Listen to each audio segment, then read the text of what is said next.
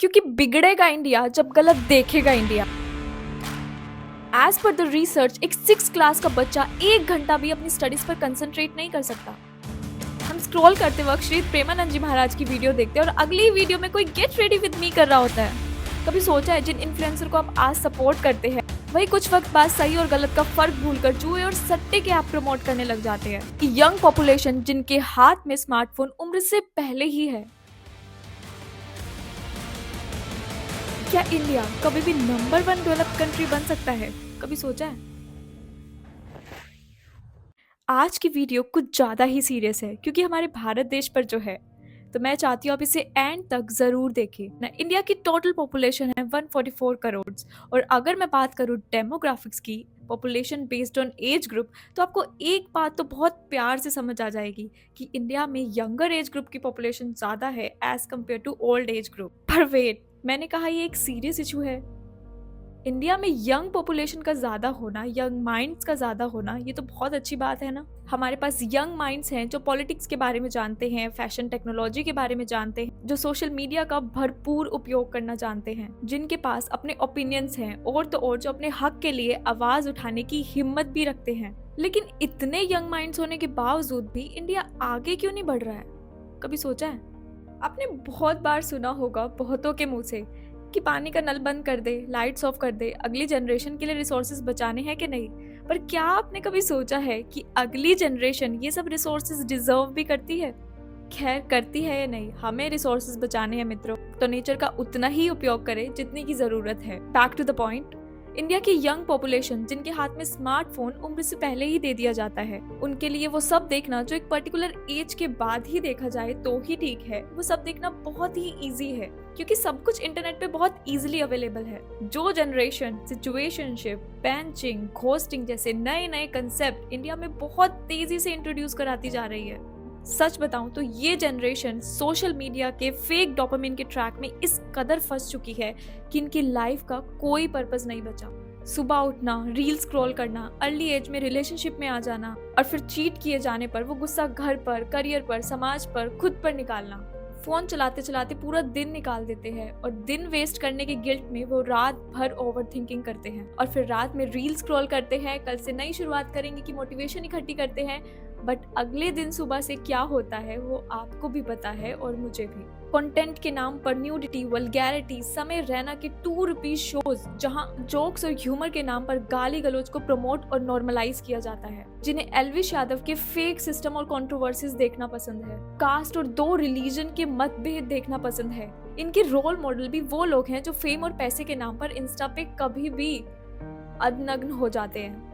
Big boss और splits villa के winner हमारी जेनजी जनरेशन के रोल मॉडल बनते जा रहे हैं। और आपने एक चीज जरूर नोटिस की होगी, जब कोई इंसान न्यूडिटी और गाली गलौज का कंटेंट दिखाकर छोटे से बड़े स्तर पर चला जाता है, वो समाज के लिए एक एग्जाम्पल सेट कर देता है और जिसे देखकर हमारी यंग और भोली जनरेशन और हमारे नए बच्चे बिना पढ़ाई लिखाई करे बस शॉर्टकट मारने की सोचते हैं।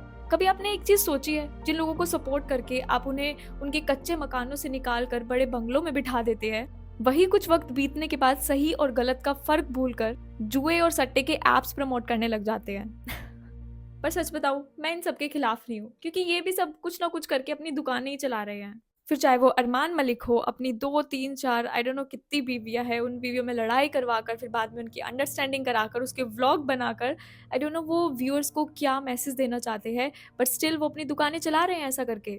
या फिर कोई फीमेल इन्फ्लुएंसर अपनी बॉडी को एक्सपोज करके बहुत ईजिली बहुत अच्छी अमाउंट में अर्न कर रही है।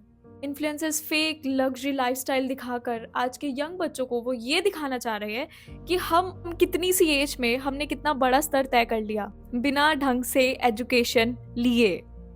मुझे इनसे कोई दिक्कत नहीं है कि सब भी अपनी दुकानें चला रहे हैं क्योंकि जो बिगड़ रहा है वो आपके घर का बच्चा है।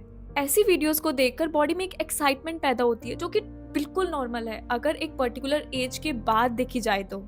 सच बताऊं तो जो इंडिया में कोने कोने तक अनलिमिटेड नेट पहुंचाया गया था ना, उसका मोटिव था कि छोटे गांव से निकलने वाले बच्चे दूर शहर जाकर पढ़ाई नहीं कर सकते या उनके माँ बाप उतना खर्चा नहीं उठा सकते, वो घर बैठकर यूट्यूब से या अन्य कोई भी सोर्स से एक स्किल डेवलप कर सके, पढ़ाई कर सके, कुछ अर्निंग का कुछ भी कर सके। बट उसका उपयोग तो बिल्कुल ही अपोजिट हो रहा है आज। अब जो मैं आपको एग्जाम्पल दूंगी उससे आप सब लोग एग्री करेंगे। हम रील स्क्रॉल करते वक्त पहली रील देखते हैं जो कि श्री प्रेमानंद जी महाराज की होती है। उसे देखकर हम बहुत प्रभावित होते हैं और हमारे अंदर बदलने का एक जोश पैदा होता है। बट जैसे ही सेकंड रील स्क्रॉल करते हैं कोई गेट रेडी विद मी कर रहा होता है, और थर्ड रील स्क्रॉल करने पर कोई स्टैंड अप कॉमेडी पे अपने पिता की मृत्यु पर हंस रहा होता है और लोगों को हंसा भी रहा होता है यहाँ पे जिसके किसी के फादर एक्सपायर्ड, गिव मी अ चीयर तो गिव मी RIP ऐसे करके कुछ कर सकते हैं क्या? और इन सभी रील्स को स्क्रॉल करते करते हमारा मूड भी बार बार स्क्रॉल होता है, हमारा मूड भी बार बार चेंज होता है। और केवल 1% ही ऐसे लोग होते हैं जिन्होंने फर्स्ट वीडियो में श्री प्रेमानंद जी महाराज का जो भी प्रवचन सुना था वो उन्हें एंड तक याद रहे या उस पर वो अमल कर सके। क्योंकि जब हमने किसी का गेट रेडी विद मी देखा या हमने कोई स्टैंड अप कॉमेडी देखी तो हमारी बॉडी कुछ ज्यादा ही एक्साइट हुई। एंड यही जिस चीज में हम अपने माइंड को बहुत ज्यादा इन्वॉल्व कर लेते हैं वही चीज हमें लंबे टाइम तक याद रहती है। कहा जाता है ना कि कंट्री का फ्यूचर उसके देश के यूथ पर डिपेंड होता है, बट अगर हमारा यूथ अभी भी नहीं सुधरा तो देश के लिए लड़ने के वक्त शस्त्र उठाने वाले लोग कम और फोन उठा के वीडियो बनाने वाले लोग बहुत ज्यादा होंगे। एज पर द रिसर्च एक 6th क्लास का बच्चा 1 घंटा भी अपनी पढ़ाई पर कंसंट्रेट नहीं कर सकता अगर उसका स्मार्टफोन उसके साइड में पड़ा है तो। Our so-called Gen Z generation has no purpose in life. हमारे पेरेंट्स साथ में इतना टाइम इसलिए बिता पाए क्योंकि उनके टाइम में situationship, benching, ghosting, friends with benefit जैसे कंसेप्ट नॉर्मलाइज नहीं हुए थे। इसलिए वो सुख दुख में एक दूसरे के साथ रहे और आज भी साथ रह रहे हैं खुशी खुशी। बट एक ऐसी लड़की और एक ऐसा लड़का जो बहुत ही अर्ली एज में अपने बहुत सारे पार्टनर्स को ट्राई कर चुका है बट स्टिल वो सेटिस्फाई नहीं है, they want to explore more. Still उन्हें किसी में भी ऐसा नहीं लगा कि हाँ मैं इस इंसान के साथ अपनी लाइफ एंड तक बिता सकती हूँ। तो क्या आपको सच में लगता है ऐसी जनरेशन आने वाली जनरेशन को एक अच्छी परवरिश दे पाएगी? जिनको खुद अपने डिसीजन में क्लैरिटी नहीं है वो अपने आने वाली जनरेशन को डिसीजन मेकिंग कैसे सिखा पाएगी? जो जनरेशन खुद क्लैरिटी के नाम पर 10 बार ट्राई करना सिखाती है वो जनरेशन अपनी आने वाली जनरेशन को डिसीजन मेकिंग कैसे सिखा पाएगी? Hats off to Shri Premanand ji Maharaj. हाथ जोड़कर सर झुकाकर नमन है ऐसे सच्चे संत को जिनकी एक कही गई बात पूरे यूथ को बदलने की क्षमता रखती है और रख भी रही है और कर भी रही है। यहाँ हमारे यूथ के पास एक तरफ एल्विश यादव, समय रैना, सेजल जैसे डार्क कॉमेडी करने वाले फेक इन्फ्लुएंसर्स हैं, वहाँ दूसरी ही तरफ श्री प्रेमानंद जी महाराज ऑन ड्यूटी यूथ को बदलने के लिए अकेले ही खड़े हैं। देखो, अच्छाई और बुराई आपको हर जगह मिलेगी पर आपको आपके दिमाग के घोड़े दौड़ाने हैं कि एक्चुअल में आपको क्या चूज करना है। आई पर्सनली वांट कि government should ban nudity and pornography in India. Also use of social media should be ban for below 14 to 16 years old age group, क्योंकि बिगड़ेगा इंडिया जब गलत देखेगा इंडिया।